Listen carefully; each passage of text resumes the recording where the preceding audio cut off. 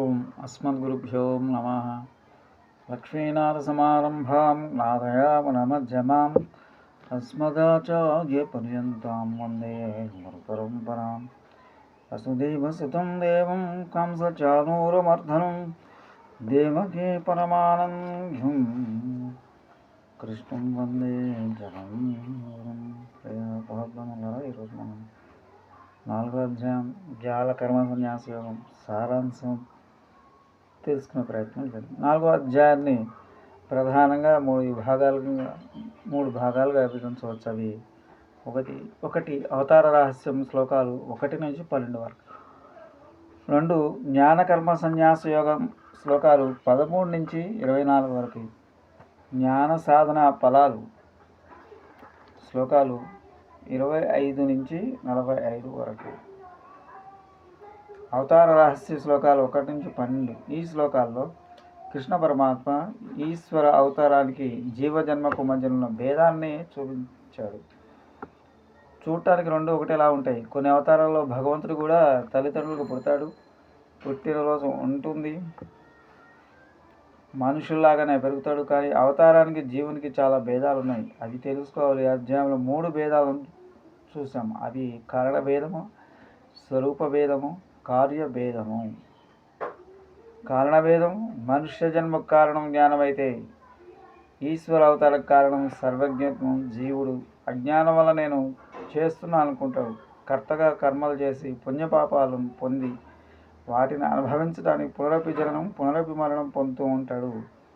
మనుష్య జన్మకు కారణం అజ్ఞానం, అహంకారం, కర్త, కర్మఫలం, పుణ్యపాపం, సుఖదుఖాలు, పునర్జన్మ.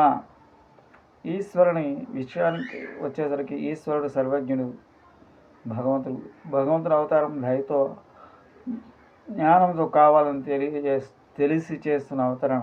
మనిషి జన్మకి కిందకి పడటం అంటే భగవంతుని అవతారం కిందకి దిగటం అంటారు. 2వది స్వరూప భేదం. ఈ స్వరూప భేదంలో 2 భేదాలు ఉన్నాయి. ఒకటి, జీవుడు అజ్ఞానం వల్ల జన్మనెత్తాడు కాబట్టి అతను బద్ధస్వరూపుడు. ఈశ్వరుడు జ్ఞానంతో శరీర ధారణ చేస్తాడు కాబట్టి అతను నిత్యముక్త స్వరూపుడు. 2 జీవి శరీర పంచభూతాల నుంచి జీవి శరీరం పంచభూతాల నుంచి ఏర్పడుతుంది. అందువల్ల దాన్ని భౌతిక శరీరం అంటారు.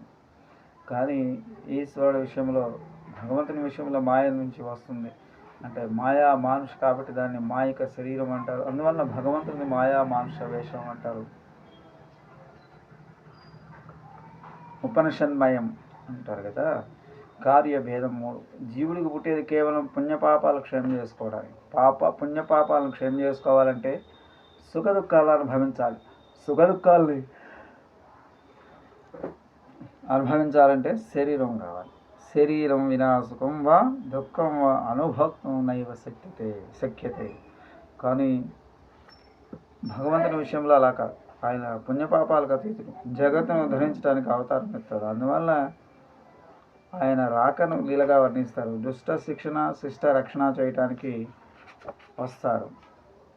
యదా యదా హి ధర్మస్య గ్లానిర్భవతి భారత అభ్యుత్థానమధర్మస్య తథాత్మానం సృజామ్యహం. 4వ అధ్యాయంలో 7వ శ్లోకం.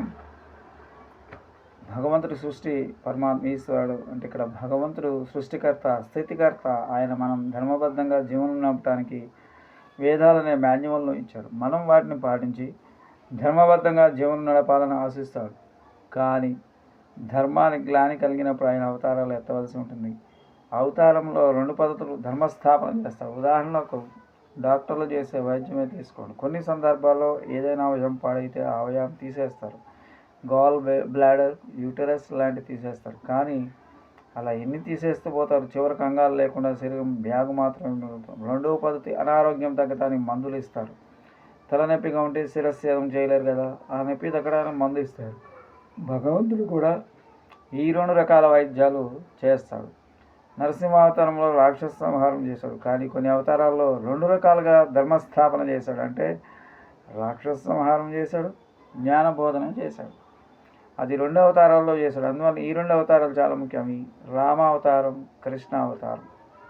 రామావతారంలో తానే ధర్మానికి ప్రతీకగా నిలిచాడు. కృష్ణావతారంలో ధర్మాన్ని బోధించాడు. రామాయణం అంటే రామ ప్లస్ అయినం, రాముడు నడిచిన మార్గం. అందువల్ల రాముడు నడిచిన మార్గంలో నడవండి, కృష్ణుడు చెప్పిన బాటలో వెళ్ళాడు అంటారు. కృష్ణుడు చేసిన పనులు చేయకండి, కృష్ణుడు చెప్పిన బోధనను ఆకలింపజేసుకోండి, లేదా మేము కృష్ణుడు నడిచిన బాటలో నడుస్తాం, కృష్ణుడు వెన్న దొంగతనం చేసినట్టు మేము కూడా దొంగతనం చేస్తామంటే అలాంటి వాళ్ళకి ఒకటే జవాబు. దొంగతనం చేసే ముందు కృష్ణుడు చిట్టికి వేరుతో గోవర్ధన పర్వతం ఎత్తాడు కదా, మీరు కూడా ఎత్తండి అన్నారు. కృష్ణ పరమాత్మ చెప్తాడు, శాస్త్రం మటుమాయమవుతుంది కాబట్టి దాన్ని అంతరించిపోకుండా రక్షించే బాధ్యత కూడా నాదే అన్నాడు. స ఏ వాయం మయాతే అధ్యయోగ ప్రోక్త పురాతన. 4వ అధ్యాయం 3వ శ్లోకం, నేను వైదిక ధర్మాన్ని మళ్ళీ నిలబెట్టడం కోసం నీకు చెప్తున్నాను అన్నాడు. అవతార రహస్యం గురించి చెప్పాక ఇక అందమైన వాక్యంతో ఈ విషయాన్ని ముగించాడు.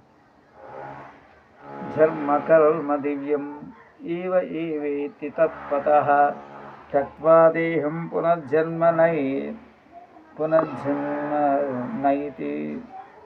పునర్జన్మనైతి మామేతి సో అర్జున. ఎవరైతే భగవంతుని గుర్తించి పూర్తిగా తెలుసుకుంటారో వారు ముక్తిని పొందుతారు. ఇక్కడ గుర్తించాల్సిన విషయం పూర్తిగా తెలుసుకోవటం.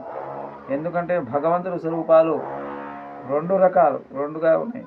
సగుణ రూపం ఒకటి, నిర్గుణ బ్రహ్మకు జనన మరణాలు లేవు. అజాయమానో భవదా విజాయతే పురుష సూక్తం చెప్తుంది. పుట్టకుండా పుట్టాడేట భగవంతుడు. అది ఎలా? భగవంతుని స్వరూప దృష్ట్యా, చైతన్య దృష్ట్యా భగవంతునికి పుట్టుకలేదు, సగుణ రూపానికి ఉంది. హే అర్జున, నేను ఎన్నడూ పుట్టలేదు, పుట్టినట్టుగా ఉన్నాను. అజోపి సన్నవ్య ఇవయాత్మ భూతాలమీశ్వరోపి. 4వ అధ్యాయం 6వ శ్లోకం చెప్తుంది. సగుణ బ్రహ్మ నిర్గుణ బ్రహ్మని 7వ అధ్యాయంలో అపరాప్రకృతి పరాప్రకృతిగా వర్ణిస్తాడు కృష్ణ పరమాత్మ. ఈ అవతార వర్ణన గీతలో వేరే ఎక్కడ చూడం.